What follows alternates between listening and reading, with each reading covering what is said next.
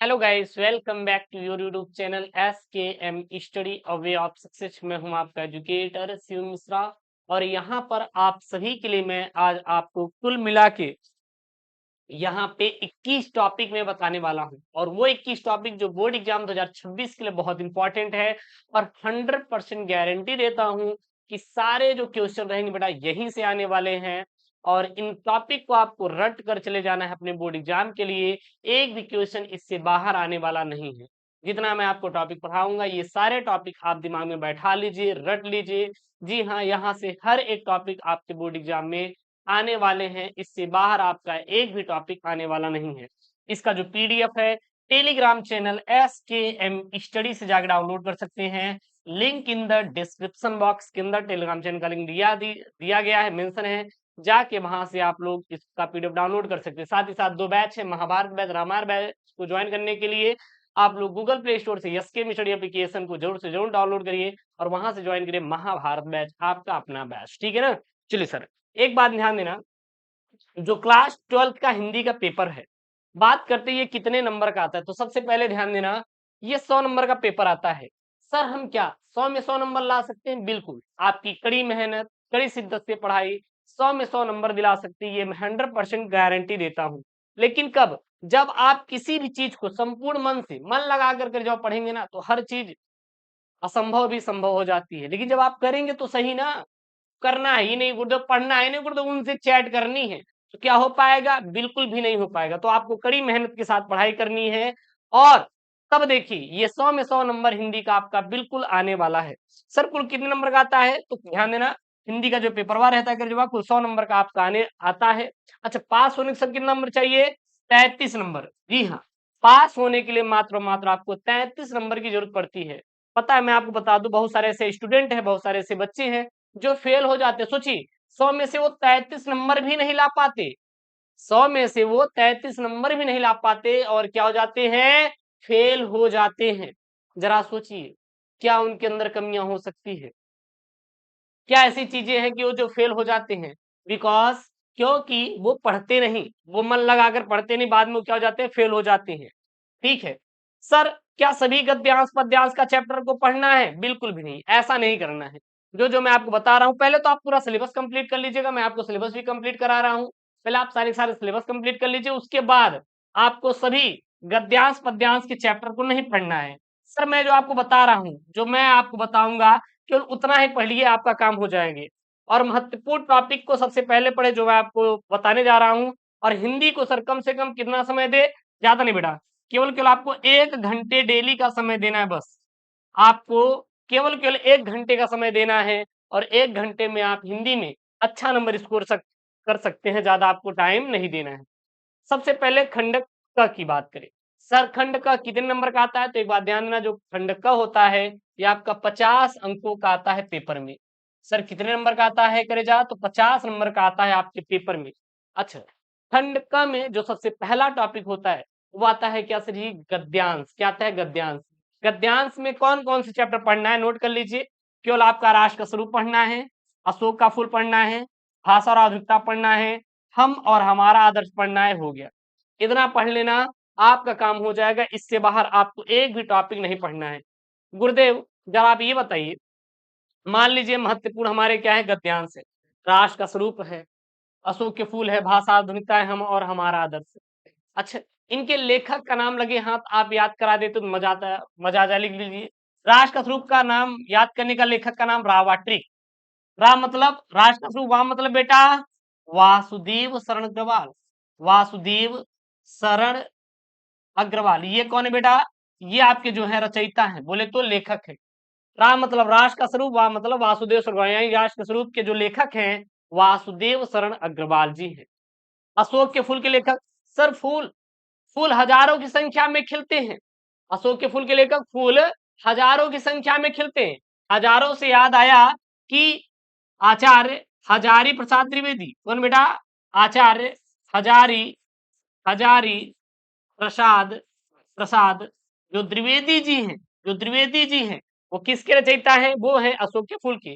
भाषा और आधुनिकता, सर उनकी भाषा ना बहुत सुंदर है, बहुत प्यारी है, तभी तो बतियाते हैं। हाँ गुरुदेव, तो याद करो बेटा, प्रोफेसर जी सुंदर रेड्डी। प्रोफेसर जी सुंदर रेड्डी, जो प्रोफेसर जी सुंदर रेड्डी है बेटा, ये किसके हैं? ये भाषा और आधुनिकता के लिखे। हम और हमारा हमारा आदर्श। सर एपी जो है अब्दुल कलाम जो थे ना, वो बहुत ही आदर्शवादी थे। क्या थे बेटा? आदर्शवादी। आदर्शवादी से याद आया एपीजे अब्दुल कलाम। एपीजे बेटा अब्दुल कलाम जो थे, ये क्या थे? बहुत ही आदर्शवादी थे। तो याद करने के लिए याद कर लीजिए, राष्ट्र का स्वरूप वासुदेव सर्गवाल, अशोक की फूल के लेखक हजारी प्रसाद द्विवेदी, भाषा और आधुनिकता के लेखक प्रोफेसर सुंदर रेड्डी, हम और हमारा आदर्श एपीजे अब्दुल कलाम। उसके बाद पद्यांश में किसको किसको याद करना है? पवन दूत का पढ़ लेना, श्रद्धा मनु गीत जो कि महादेव वर्मा का है, बस ये तीन आप पढ़ लेना। यहां से आपका पेपर में 100% आ जाएगा। इससे बाहर एक भी आपको बेटा पढ़ने की जरूरत बिल्कुल भी नहीं है बोर्ड एग्जाम के लिए, ठीक है ना। उसके बाद लेखक का जीवन परिचय सर किसका किसका पढ़ना है? वासुदेव सर्गवाल का पढ़िएगा, आचार्य हजारी प्रसाद द्विवेदी का पढ़िएगा, डॉक्टर एपीजे अब्दुल कलाम का पढ़िएगा, हरिशंकर परसाई का पढ़िएगा, बस यही आपको लेखक का जीवन परिचय पढ़ना है। इतने में आपका काम हो जाएगा, इससे ज्यादा आप मत पढ़िएगा, कोई मतलब नहीं है। तो सर लेखक में किसका किसका जीवन परिचय याद करेंगे? ध्यान देना, वासुदेव सर्गवाल, आचार्य हजारी प्रसाद द्विवेदी, डॉक्टर एपीजे अब्दुल कलाम और हरिशंकर परसाई। वहीं पे कवियों में सर किसका किसका जीवन परिचय याद करना है? नोट कर लीजिए, जयशंकर प्रसाद, महादेव वर्मा, मैथिली शरण गुप्त, सच्चिदानंद हीरानंद वासयान, बोले तो अज्ञे। तो कवियों में ये केवल आप 4 याद करिएगा, किसका किसका? जयशंकर प्रसाद, महादेव वर्मा, मैथिली शरण गुप्त और सच्चिदानंद हीरानंद वासयान, बोले तो अज्ञे। केवल यही आपको 4 कवियों में रटना है, हो गया, इससे बाहर आपका एक भी आने वाला नहीं है। उसके बाद सर कहानी में 2 याद करना हो जाएगा, पंचलाइट कहानी का उद्देश्य और सारांश, बहादुर कहानी का उद्देश्य और सारांश, बस केवल आपको इतना ही पढ़ना है। कौन कौन से? पंचलाइट कहानी का उद्देश्य और सारांश, बहादुर कहानी का उद्देश्य और सारांश पढ़ लेंगे, आपका पूरा काम हो जाएगा। इससे ज्यादा ना पढ़ने की ना रटने की जरूरत नहीं है, क्योंकि अगर बोर्ड में आएगा तो केवल इतना ही आएगा, इससे बाहर एक भी आने वाला बिल्कुल भी नहीं है।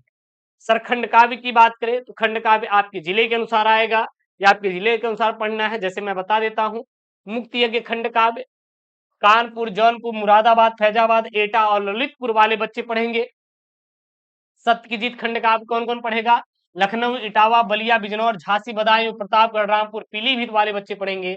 रश्मि रति जो खंड काव्य है बेटा, वो वाराणसी, बुलंदशहर, मथुरा, मुजफ्फरपुर, फतेहपुर, उन्नाव और देवरिया वाले बच्चे पढ़ेंगे। और वहीं पे आलोक वृत्ति जो खंड काव्य है, वो प्रयागराज, अलीगढ़, सहारनपुर, फर्रुखाबाद, मैनपुरी, मिर्जापुर, सीतापुर वाले बच्चे पढ़ेंगे। त्यागपति जो खंड काव्य है, वो आगरा, गोरखपुर, गाजीपुर, बरेली, सुल्तानपुर, जालौन, लखीमपुर खीरी, गोंडा, शाहजहांपुर और बाराबंकी वाले बच्चे पढ़ेंगे। और जो स्वर्ण कुमार पर खंड काव्य है, वो मेरठ, आजमगढ़, बस्ती, रायबरेली, हरदोई और बांदा, बहराइच, हमीरपुर वाले बच्चे पढ़ेंगे। हो गया, ये आपका खंड काव्य है बेटा, इससे ज्यादा आप लोग मत पढ़िएगा। खंड स में कौन कौन सा टॉपिक पढ़ना है वो आप नोट कर लीजिए, बस यही पढ़िएगा, इससे बाहर इससे ज्यादा आपको पढ़ने की बिल्कुल भी जरूरत नहीं है। तो संस्कृत में 2 ही आप पढ़िएगा, हो जाएगा।